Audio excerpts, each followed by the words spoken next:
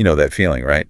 The alarm goes off and it's just heavy. Oh, yeah. Like the air itself is thicker, the bed is fighting back, you're groggy, disoriented, and hitting that snooze button feels less like a choice and more like a fundamental law of physics you just can't defy. Absolutely. That inertia. That battle against the inertia, yeah. The sheer desire to just melt back into the mattress. It's such a common struggle for so many of us. It really is. But what if those first moments of the day weren't just something to push through or escape? Yeah. What if they were actually a powerful opportunity to, well, unlock a happier day? That's our mission today. Yeah. We're taking a deep dive into the material you shared with us, exploring insights from health, psychology, habit formation, figure out how we can actually transform those initial moments of waking up and set the stage for something much better. Absolutely. That groggy feeling you described, that sense of disorientation, it's incredibly common. And it actually has a name researchers use, sleep inertia. Sleep inertia. Okay, so it's not just me being lazy. There's actual science behind feeling like a zombie. Precisely. It's a physiological state where you feel tired, maybe a bit disoriented, and you might struggle with concentration or connecting thoughts right away. And the material you provided shed some light on why that happens, like what's going on in the brain. Yes, the sources point to a few potential causes. It seems linked to residual delta brain waves, which are associated with deep sleep still being present. There might also be a delay in parts of the brain reactivating quickly upon waking. Like which parts? Particularly the prefrontal cortex, which is crucial for executive functions planning, decision-making, that kind of thing. Got it. The command center. Right. Yeah. And also maybe a lag in brain blood flow speeding up after you wake could also play a role. Your brain is quite literally still booting up. So it takes a moment for the whole system to come online. Makes sense. Right. The good news is, for most people, sleep inertia is temporary. Yeah. It usually lessens significantly within, say, 15 to 30 minutes. Okay, that's manageable. Although that full feeling of being completely sharp and alert might take up to 1 or even 2 hours for some individuals. That makes sense. You feel rough initially, but then you gradually shake it off. Exactly. Now, it's worth noting, the sources mentioned that if someone experiences severe or unusually prolonged sleep inertia, Right? especially if it impacts their daily functioning, it could be a sign of an underlying sleep disorder. And that might warrant consulting a sleep specialist. Okay, good caveat. But for typical morning grogginess, there's a lot we can explore. Which is exactly what we're here for. We'll touch on some practical tips for battling that immediate grogginess later, but first, let's shift gears entirely. Okay. Let's move from the physical drag of waking up to the incredible mental and emotional opportunity those first moments present. This is where the potential for transformation lies. The material you shared really emphasizes that the way you spend those initial minutes after your alarm goes off, Before the day fully rushes in, can profoundly influence how the rest of your day unfolds. It really sets the tone. sets the tone for productivity, focus. Even your overall sense of fulfillment. Yeah. Yeah. So it's not just about getting out of bed, but how you consciously choose to step into the day. A perfect way to put it. And according to the sources, the two core pillars for making this shift are intention and gratitude. Gratitude. Okay, that seems deceptively simple. Just being thankful. Yeah. But the research highlights in the material are pretty compelling, aren't they? They really are. Practicing gratitude consistently is linked to some significant benefits. It's shown to lower stress levels, boost your mood, and yes, even contribute to better sleep quality. Better sleep. Interesting. Yeah. The sources mention it can enhance resilience, strengthen relationships, increase acts of kindness, and even improve motivation and productivity throughout your day. Wow. So just a moment of thanks can have a ripple effect on all those areas. Yeah. That's quite something. It seems so, and there's a physiological component too. Engaging in gratitude practices helps trigger the release of feel-good chemicals in your brain, Like dopamine. like dopamine and serotonin, yeah. This can actively work against feelings of anxiety and contribute to a greater sense of well-being. And I was surprised by some of the physical health benefits mentioned in the sources. Yes, that was interesting. The sources included findings linking gratitude to a reduced risk of high blood pressure, Really? fewer symptoms of depression, improved immune function, and even reported reductions in chronic pain. So it's not just a psychological shift. It has tangible physical impacts. That's powerful. It is. Okay, the why is incredibly motivating. So how do we actually do this?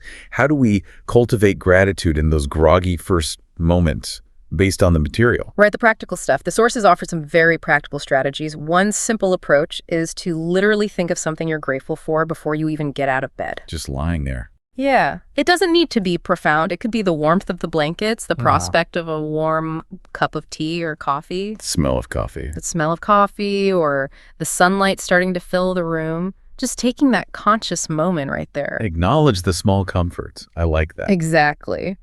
Another widely recommended practice is keeping a gratitude journal right by your bedside. Okay. The idea is to jot down just 3 things you're thankful for.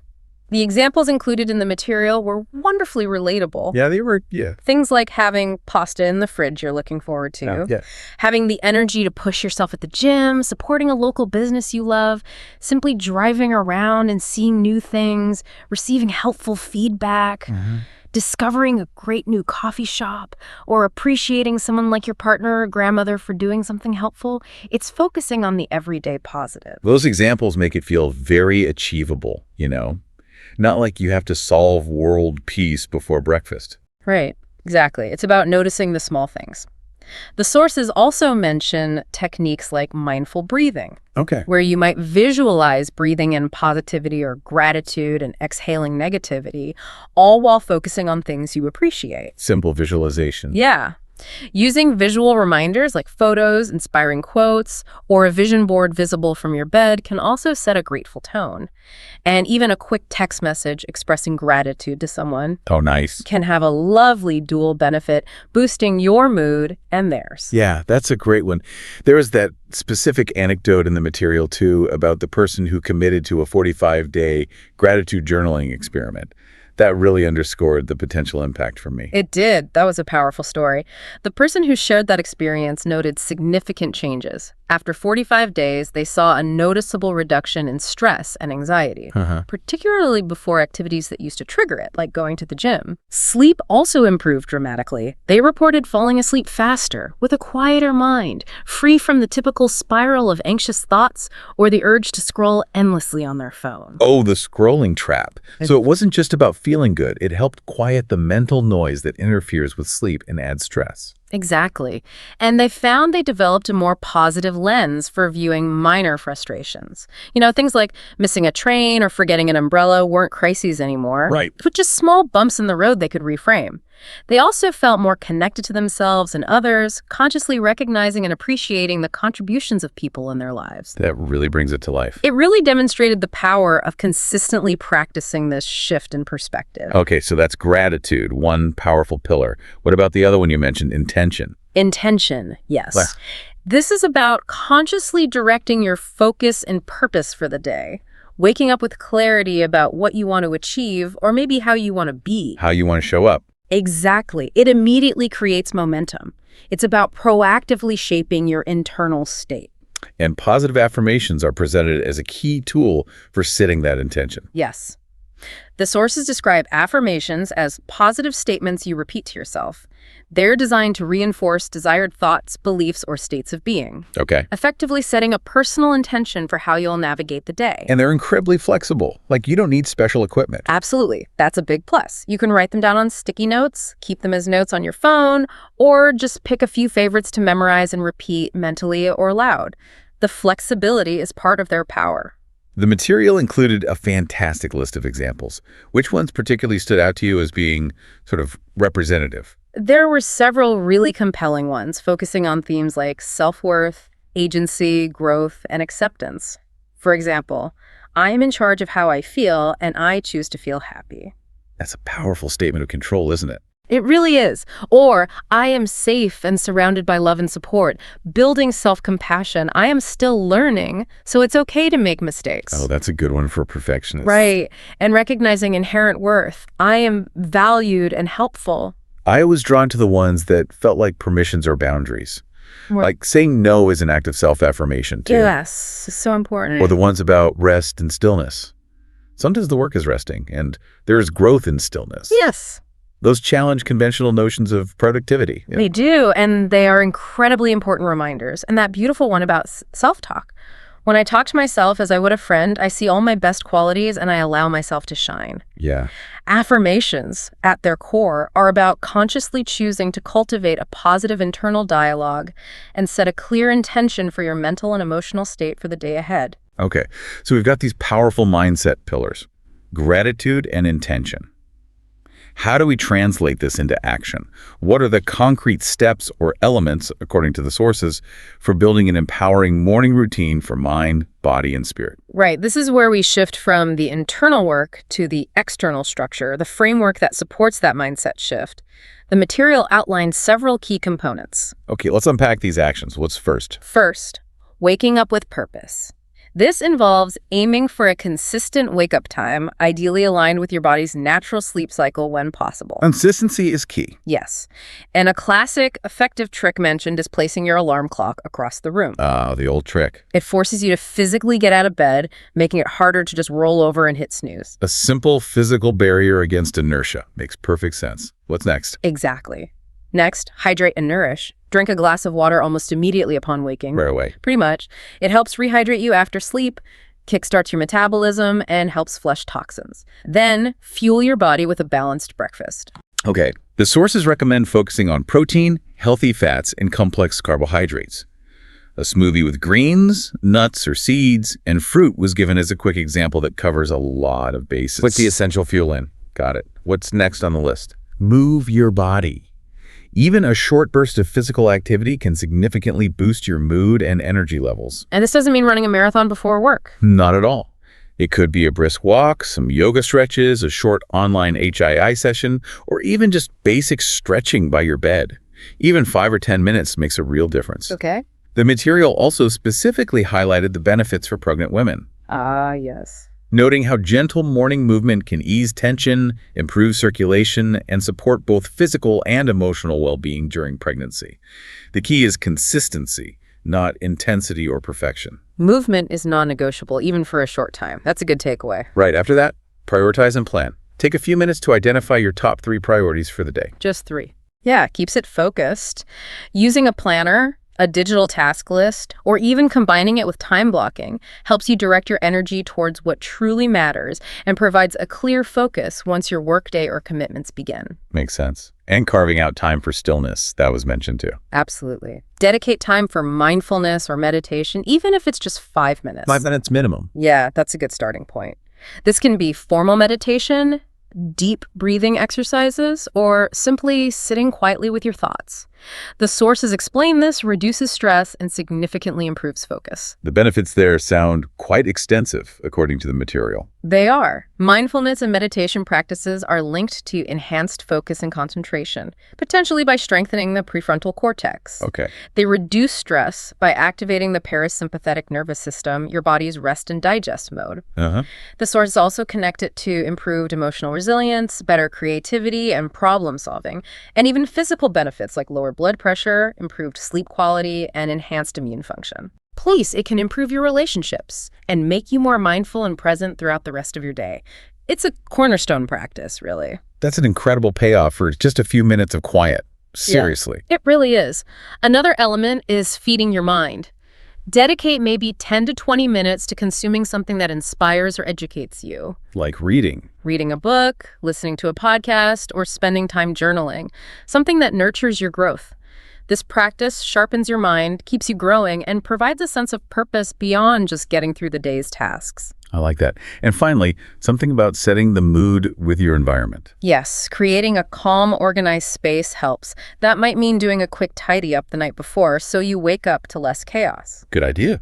In the morning, opening blinds to let in natural light, putting on some soothing or uplifting music, or using pleasant scents like citrus or lavender can engage your senses and create a more welcoming atmosphere for your routine. That all sounds incredibly beneficial, but maybe Yeah. a little overwhelming. Like, what happens when life gets messy and you just can't do all of it? That's a really important point the sources address. Flexibility is key. Okay. Life will happen, right? Some mornings won't look exactly like this ideal plan. The goal isn't rigid perfection, it's consistency over time. So don't beat yourself up. Exactly. On busy or difficult days, maybe focus on just 1 or 2 essential components, maybe just the water and a moment of gratitude. Or Water and 5 minutes of deep breathing. Don't let guilt about missing steps derail the whole practice. Just pick up where you left off tomorrow. It's about building a sustainable rhythm, not achieving a perfect checklist every single day. I get that. Exactly. And, if we take a step back, connecting this to some deeper wisdom found in the material you provided. Yeah. We see these modern ideas echoing ancient philosophical practices, specifically from Stoicism. Oh, Stoicism. This raises an interesting connection. How does ancient Stoic philosophy inform our morning routine? Well, the Stoics had their own morning contemplations. Think of Marcus Aurelius reflecting on waking up to do his work as a human being, Right. aligning himself with nature's demands. It's about recognizing your purpose and accepting the call to action, even when it feels challenging, like getting out of a warm bed. So it's not just about personal betterment, but fulfilling your role, your function. Precisely. And they emphasized setting an internal intention for the day, Okay. focusing on cultivating virtues like patience, courage, or wisdom, rather than solely on external outcomes, which are often outside our control. That resonates strongly with setting positive intentions through affirmations. Focusing on how you show up, not just what you achieve. Yeah. I like that distinction. Yes. And the material also touched on the Stoic practice of memento mori, contemplating mortality. Oh, remember death. Exactly. Epictetus, for example, suggested remembering that a simple goodbye to someone could potentially be the last. That sounds a bit heavy for the start of the day, doesn't it? A little morbid. It can sound morbid initially, I agree, but the Stoics framed it not as dwelling on death, but as a powerful reminder of the preciousness and fragility of life and relationships. Okay, reframe it. Framed this way, it adds incredible depth to your intention and gratitude. It makes you appreciate the day you do have, the people you are with, Right. and spurs you to live more fully and with greater presence right now. That completely reframes it. It's not about fearing the end, but appreciating the present moment because it's not guaranteed. Wow, exactly. It adds a profound layer to why you cultivate gratitude and set meaningful intentions. Now, just quickly, let's circle back to that initial struggle with sleep inertia. Okay, back to the grogginess. While building these routines is powerful, the sources did offer a few practical countermeasures specifically for that immediate groggy feeling, distinct from treating serious sleep problems. Okay, the quick fixes for that stuck feeling. What did the material suggest? Caffeine can help, of course, but timing is important to avoid disrupting sleep later. Right, don't want it messing with bedtime. Exactly. The material briefly mentioned caffeinated gum as a possibility, though noting research is limited there. Strategic short naps, like 10 to 20 minutes in the afternoon. A power nap. Yes, if you're not already significantly sleep deprived, can sometimes help combat sleepiness. Okay, if not sleep deprived. Good point. Correct. Light exposure is also effective, getting bright light soon after waking. Open the curtains. Yeah, or even using artificial dawn simulation lights can help you feel more alert. The sources also noted that waking up during your body's biological night exacerbates grogginess. So if possible, try to avoid scheduling demanding tasks immediately if your work schedule requires you to wake at a biologically difficult time. Makes sense. What about trying to time your wake up with the end of a sleep cycle? I hear about that sometimes. That's a concept people discuss, the idea that waking after a full 90-minute cycle, potentially after the REM phase, might feel easier. However, the sources highlighted that predicting sleep cycle lengths perfectly is difficult in practice, making this approach less reliable as a consistent strategy for reducing inertia. Hard to nail down. Got it. Any other quick tips from the material for shaking it off? Simple things like washing your face with cold water or getting some exposure to cold air were mentioned as potential ways to shock your system into alertness. Sound or music might also play a role for some people, though the research isn't as strong there. The things to try if the inertia is really clinging on. But none of these are magic bullets. Right. And crucially, all of this is built on a foundation of good sleep hygiene. Back to basics. Always. The sources stress that consistent bedtime and wake times, a relaxing pre-sleep routine, like reading or listening to calm music, avoiding electronics and alcohol close to bed, ensuring your bedroom is cool and dark, and avoiding large meals late at night are all critical for better sleep overall. Foundational habits. Exactly. A light snack like warm milk or tart cherries was even mentioned as potentially aiding sleep for some. Interesting. So addressing the root cause of poor sleep makes everything else we've talked about much easier to implement and more effective. Absolutely. These morning transformation strategies flourish when they are built on a solid base of healthy, consistent sleep. This has been an incredibly insightful exploration of the material you shared. It sounds like crafting an intentional and gratitude-filled morning isn't about adhering to a rigid, guilt-inducing set of rules at all. Not at all. It's about consciously choosing to build a foundation for your well-being and success, starting from the very first moments of your day. It's about micro actions that create macro results over time. And the power of these seemingly simple practices, gratitude, intention, movement, mindfulness, is quite profound, really. They truly are. They have the potential to significantly impact your physical health, your mental clarity, and your emotional resilience. It's quite holistic. Leading to that positive ripple effect we talked about earlier. Exactly. It influences not just how you feel internally, but how you interact with your tasks, your challenges, and the people in your life. It's about becoming more present, more productive in a meaningful way. And happier. And ultimately finding more pockets of joy. Yeah, more happiness in your daily experience. So considering all of this from the material you brought to our attention today, what's the one small thing you, listening right now, could commit to doing differently tomorrow morning? Just one tiny step to start with a little more intention, a little more gratitude, and maybe unlock the potential for a happier day.